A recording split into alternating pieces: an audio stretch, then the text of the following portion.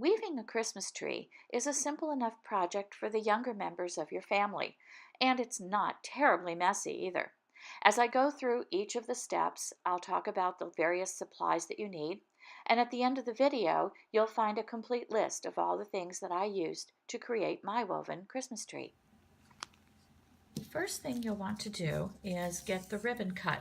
For this demonstration, I'm going to be cutting 5 pieces of ribbon, each 12 inches long. That's really more ribbon than I'm going to need because as I'm weaving, I'm going to need fewer and fewer inches of ribbon to fill the space. But especially when you're working with children, it's best to just have everything done first, and you can always trim it up as you go. So first things first, I'm going to cut 5 pieces, and this is just regular Christmas ribbon from the store down to my last piece of this color, and it comes out to just a tad over 12 inches, so I'm going to go ahead and keep it. This is just one of those multi-ribbons. These are a little bit wide, which makes them easy to use. If you're working with slightly older children, maybe 2nd, 3rd, 4th grade age, you can get away with the thinner, finer ribbons. But for little ones, I would suggest this ribbon, which is probably 1/2 to 3/4 of an inch wide. The next step is to get the tree shape created. This is very easy. I'm using cardstock. I found a packet of red and green. It's red, green, yellow, orange, and blue. Found it at Michael's. Nice heavyweight cardstock, but construction paper or any kind of craft paper will work just fine. And I'm folding it in half the long way, like so, and creasing it. And in school, when I was teaching children, we called this the taco fold or the hot dog bun fold. So it looks like this. And what you're going to do is, I'm going to use my Sharpie so that you can see clearly where I'm drawing these lines. A pencil, though, is fine for what you're going to be doing. You want to make sure that the fold line is facing you or the child, and you're going to put your ruler right at the crease, right where the fold line starts on this end, and go diagonally to the open end with your ruler like so. And draw a line from top to bottom this way. Then double check before you cut and make sure that you're on the fold line. And we are. So the next step is to keep your paper folded and cut along that line.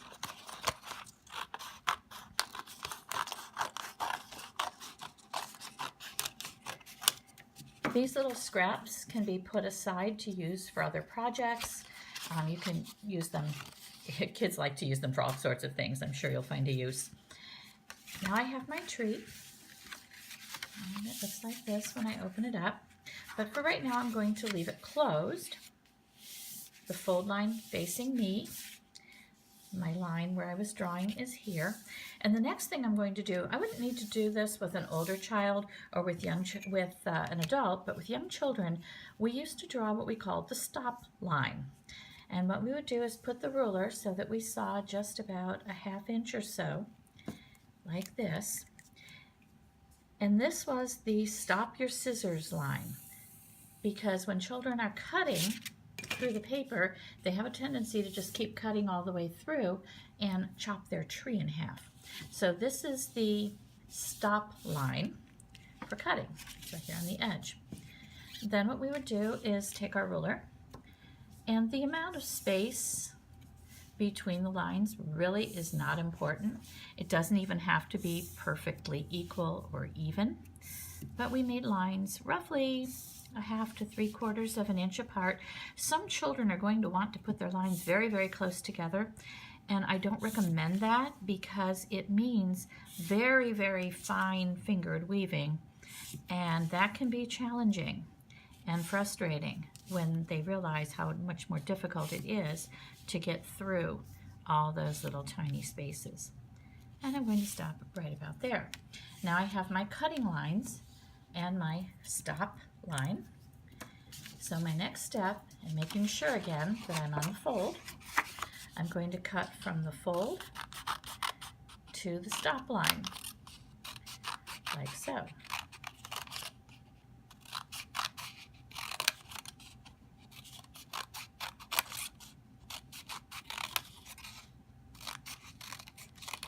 Now if a child should cut all the way through, just simply put a little Scotch tape on the back and tape it back together. It's going to be just fine. But this stop line really is effective in keeping children from cutting too far. Now when I open this up, I have a tree with spaces available for weaving. So I'm going to flatten that out. Weaving is a really simple process. We're just going to go in and out, or over and under. I use both terms. So the way we're going to start, we're going to pick up the first opening and put a ribbon in between. Then we're going to go on top of the next opening, pick up that opening and go under. Go on top of this opening, pick up the next opening and go under. Over this one, pick up the next one and go under.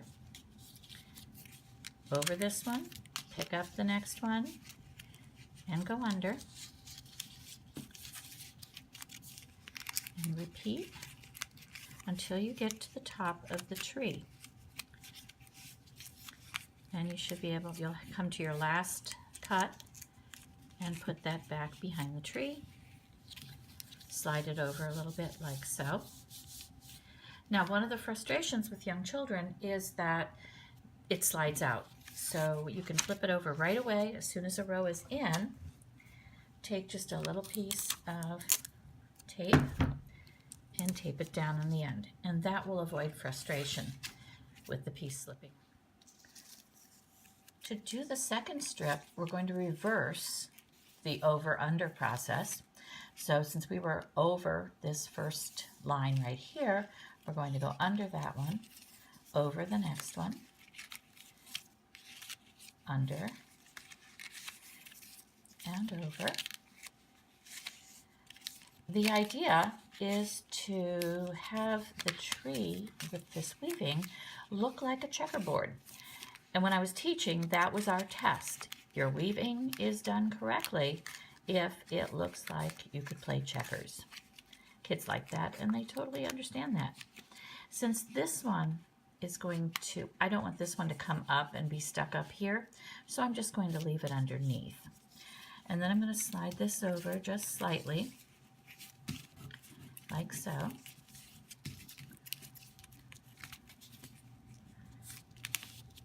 And again, flip it over and tape the back. Now I'm going to go back to, for my third strip, I'm going to go back to my first pattern. And this one's going to sort of come up the middle of the tree,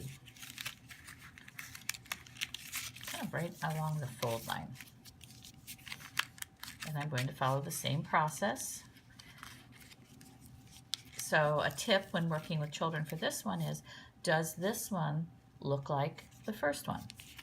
And if it does, then your checkerboard is coming out exactly the way you would want it to be. So we're getting our checkerboard. And as you get up closer to the top here, as you have more and more of these strips coming in, it is going to be a little tighter and a little harder to get things going. You might have to stop. Sometimes you can push that one through one more time, but if you have tape in the way or another strip, you won't be able to. So just stop there and let that one be down the middle.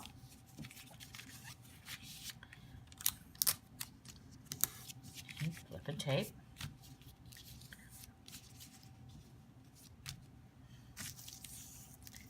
Then we'll repeat the process, and you'll see as you're repeating the process, you're going to need less and less of your ribbon because you'll have to stop sooner as you get closer to the top of the tree.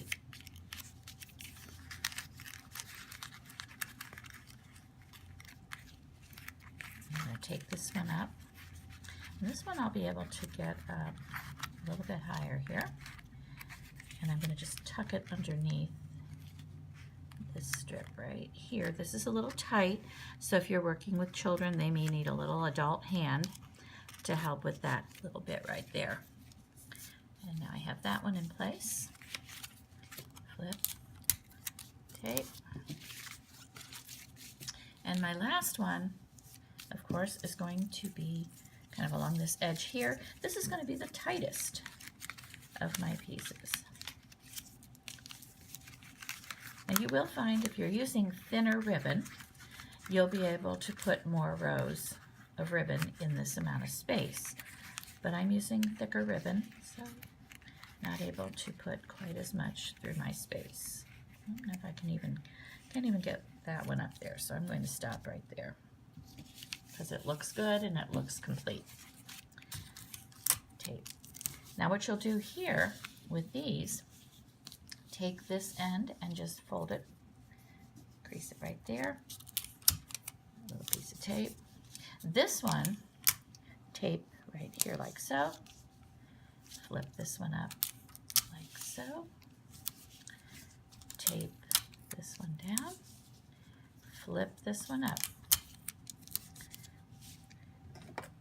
Then take your scissors and trim your edges. Save your scraps for another project or toss them depending on what you do. I always had a box handy and we threw our scraps into it because sometimes when children are doing different types of artwork, they want that little bit of extra. And there you have it. There's our tree from top to bottom. And we're ready to add a star, a tree stand, and some decorating. To make the star, I'm going to cut some piece of my yellow tag board. Or you can use construction paper or white paper and paint it or color it. And a simple way to do a star, and I've taught this to my grandson who was probably about 7 at the time, is to come up, go up from the corner to the middle, come down. So it's almost like you're making a triangle, but you're not going to finish the triangle. We're going to start down here and come up, and then we're going to go straight across like so, and then we're going to connect the lines. And then once that's drawn, you can cut it out.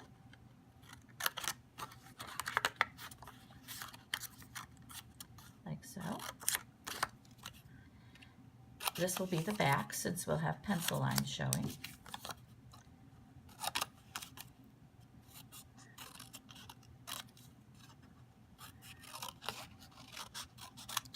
And again, save your scraps. You never know when you're going to need them.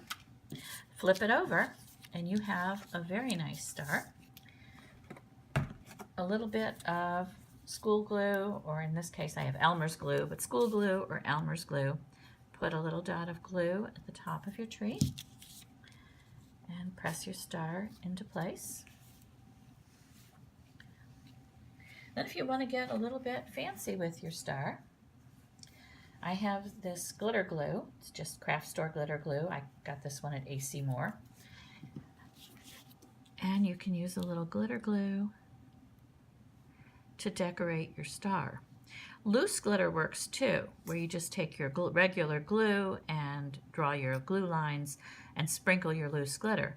But I will tell you from a lot of experience working with children, especially in a classroom, highly recommend glitter glue. The extra price is worth the lack of a mess when you're all finished. Much easier to use.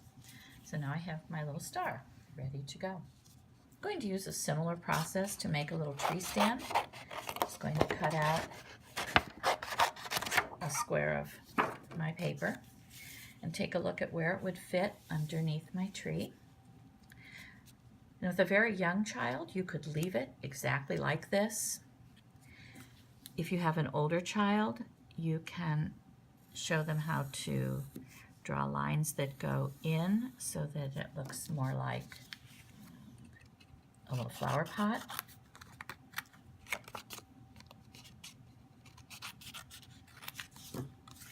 for this one, we're going to put the glue line, a little bit of glue at the top of the stand, and press our tree over that and press that down. And again, you can decorate with your glitter glue.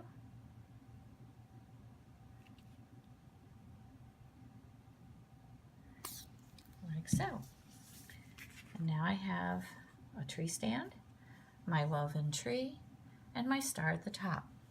This could stay just like it is as a standalone piece of artwork, or you can get a little bit fancy and add it to a larger piece of paper, which will allow the children to add packages under the tree or other decorations around the tree using markers and crayons. So there you have it, Christmas tree.